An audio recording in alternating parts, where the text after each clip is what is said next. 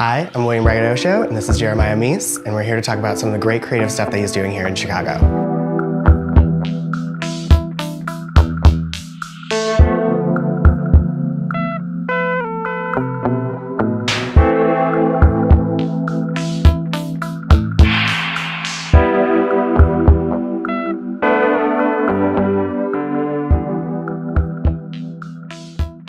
So why don't you tell our viewers a little bit about yourself? My name is Jeremiah Meece, and I am a music producer and DJ based out of Chicago. Well, so what's some of the music that you've produced, and like what kind of music are you DJing right now? As far as production, I think I've kind of tried to be as like polymath as possible, of just trying to be good at a bunch of different stuff, but I think most people know me for producing rap and R&B stuff. I did a group called Jody that was an R&B group, and then I also produced Mickey Blanco, Don Christian, Rahel, Leaf, a bunch of random stuff over the years. And as far as DJing, it's summer right now, so I've been playing a lot of 80s electro funk and disco and stuff that reminds me of summer. I feel like winter reminds me more of techno, and summer gives me more of a electro funky vibe. So, but I always try and keep my selections shifting at all times, not like playing the same kind of set over and over again. So yeah, just all kinds of new stuff. Is there anything that like you find yourself like really drawn to as far as like music goes? It really changes a lot. One consistent thing is like if something is really minimal and really good, that's like, I think, far more difficult than most other things, because it's really easy. I know I have a tendency to add layer after layer after layer onto stuff, but like a lot of things that are really good are very simple. So, but at the same time, there's no rules to any of it at all. I love plenty of like heavily orchestrated, millions of layers stuff as well. So it really just depends. I really like how analog gear sounds. Like I think it sounds better than most VSTs for the most part, but at the same time, I've heard people make techno with Fruity Loops that sounds better than stuff with gear. It just depends on like what you're doing with what you have.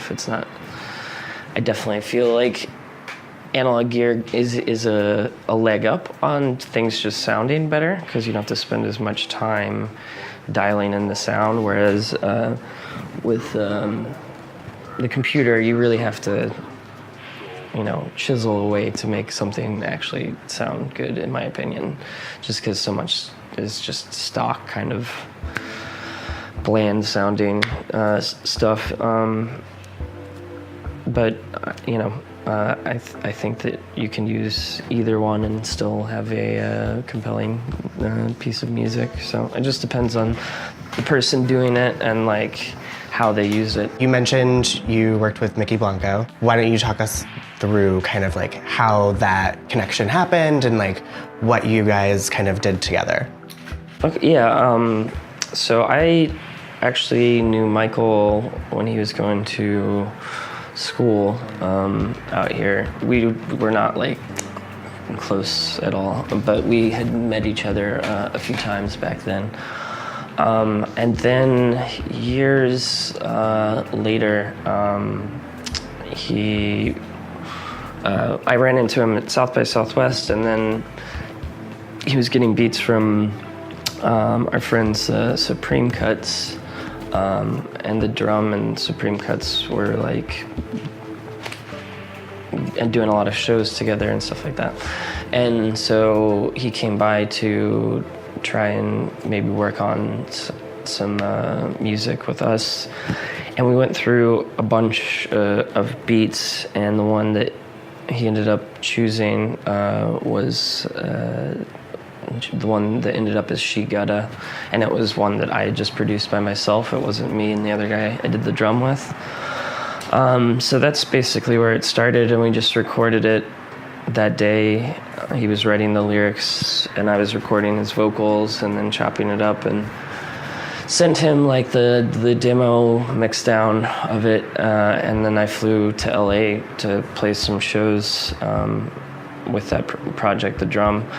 And while I was out there, he sent me a message and said, I'm gonna drop that track. And I was like, I think I was done mixing it, but he was like, no, I think it's good. And that's the version that came out. So I kind of learned something about sometimes I sit on stuff too much when I don't need to.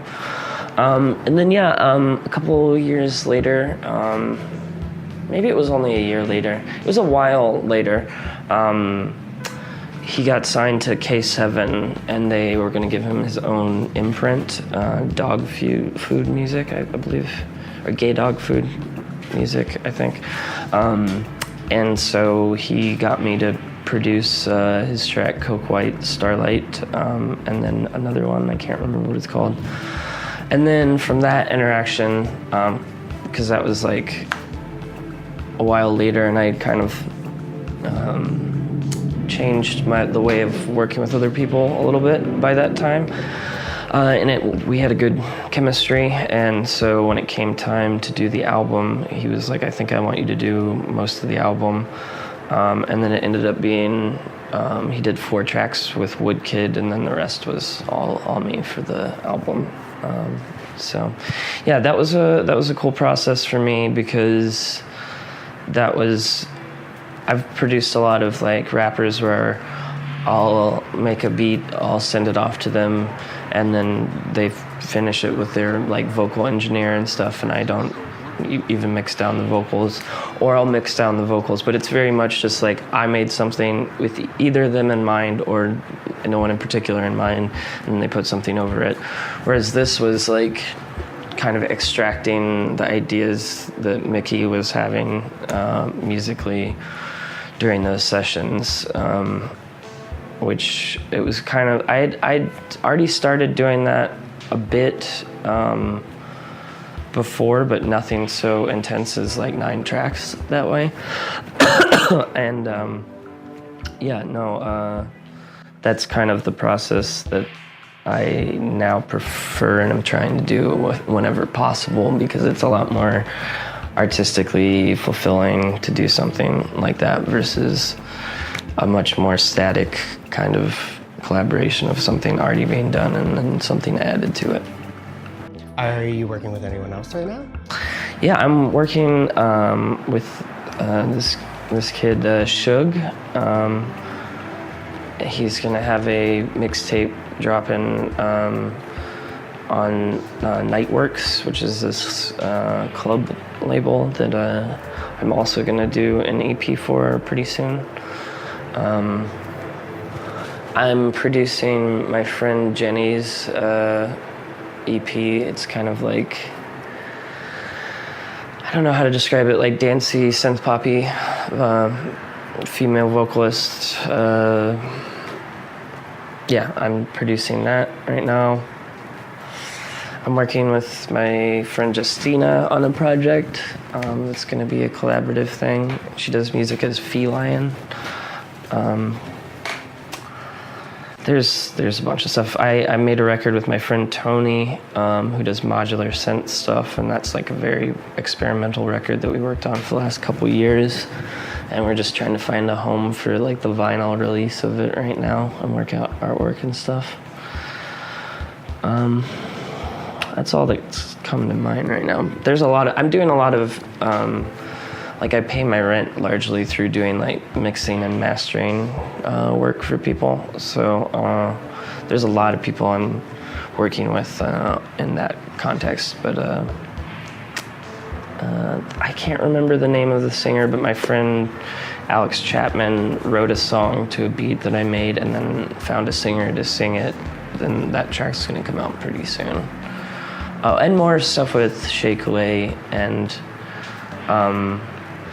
the Vixen and Lila Starr, the other two people on the single Cocky. I'm also working on a Chicago Queens record, which is just going to be all Chicago drag queens, me producing, and hopefully a lot of like cross collaboration between different artists, ranging from people that have like already been making music and are like fully used to being in that world, to people that this is their first time ever like attempting to do music stuff.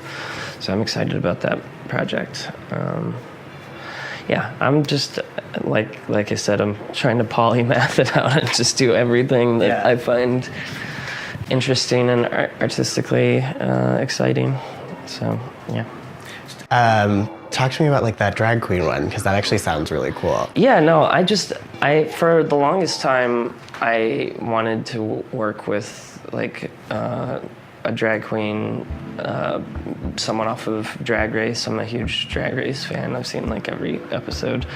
And I actually ended up meeting Detox at one point and talked about it, and then she never really got back to me, and like I had talked to like multiple queens about it, and they just kind of were all a little bit flaky about it. And then I had this idea of like making something that was very like Chicago centric and like embracing, like, because there's a lot of like vibrant nightlife that exists in Chicago, and that, I mean, I feel like the drag culture here is like really amazing. So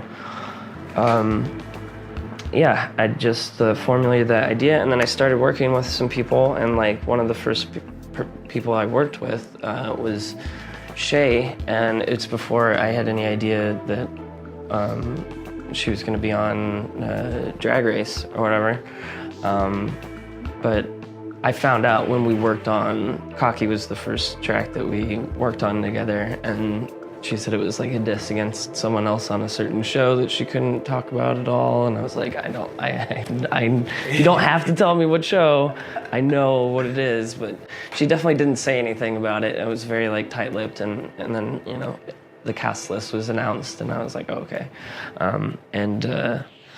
Yeah, she really killed it on it, and so I'm gonna do more stuff with her, but I still really want to do the Chicago Queens record, and I already have more tracks planned with a bunch of people, and I've worked on several more tracks with other queens so far. So that's gonna take a long time though, because I feel like there's a lot of personalities and a lot of having to schedule stuff, and like a lot of those girls are gigging like all the time. You know, they're hosting like 5 nights, 6 nights out of the week. So it's just about finding the time and getting, like, because I also want there to be some cross-pollination between the different styles, because there's a lot of diversity to the Chicago drag scene. But yeah, this is the first time I've talked about that publicly, but yeah, I'm excited about it. Who knows how long it's gonna take. This could be my like Chinese democracy or something, but yeah, Chicago Queens, hopefully 2018. That's the goal, but we'll see.